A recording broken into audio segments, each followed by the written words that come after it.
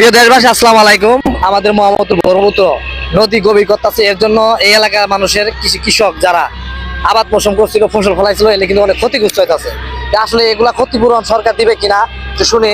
এই দেখেন আমার এই পাশে মুরব্বী, এলে কিন্তু মামা এদিক না, এই যে বাদামের গুড়ি মাত্র এই যে ধরছে। এই বাদাম গাছ এই নদী কুদিত আছে, ডেজার এর জন্য উড়াই ফেলতেছে। তারপরে কালাই, আসসালামু আলাইকুম। ওয়ালাইকুম এটা যে লাগাইছিলেন, তুলতে আছে, নদী গভীর করতেছে, এর কি কোনো ক্ষতিগ্রস্ত কোনো মানে সরকার কোনো কিছু বহন করবো, দিব টাকা পয়সা পাইছে বলছে দিব? হ্যাঁ বলছে দিব। আপনি যে এখানে বাদাম লাগাইছেন, তা মানে কত আনি জমি লাগাইছেন? আর 10 বিঘা জমি। হ্যাঁ। 10 বিঘা জমি খরচ কিরকম গেছে?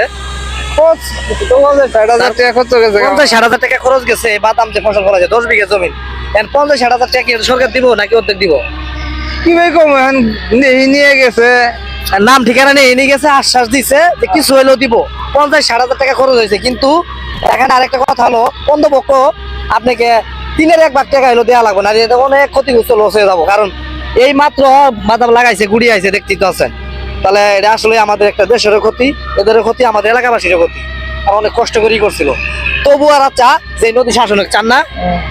গত বছর ক্ষতি ছিল, নদী দেন, এবার পাইলিং করিতে, এটা সবার কাছে দাবি, সরকারের কাছে দাবি। এবার কাজ দিচ্ছে বাংলাদেশ সেনাবাহিনী। তো শুনেন, আপনি এই নদীতে পাইলিং এটা চান না? চাই তো, পাইলিং চাই না, পাইলিং তো দিতেছে না। পাইলিং দেয় না। না। এবার যে বাংলাদেশ সেনাবাহিনী কাজ দিচ্ছে এটা জানেন? সেনাবাহিনী কাজ দিচ্ছে, কাজটা আবার ভালো হবো, আশা করেন এবার পাইলিং হবো।